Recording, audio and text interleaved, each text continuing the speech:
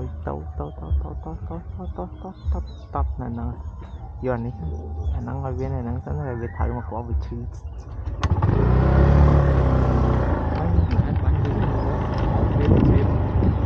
បាញ់ព្រៀបហ្នឹងបាញ់ភ្លើង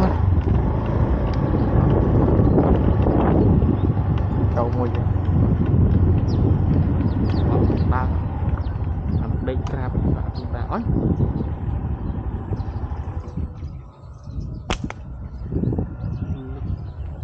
ួយម៉ែទៅអានោះហើរួចវិញ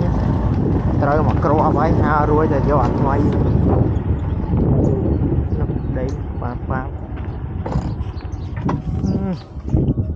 អាត្រូវទៅអាត្រូវហើរួចវិញអាត្រូវហ៎ទៅវាដោលមក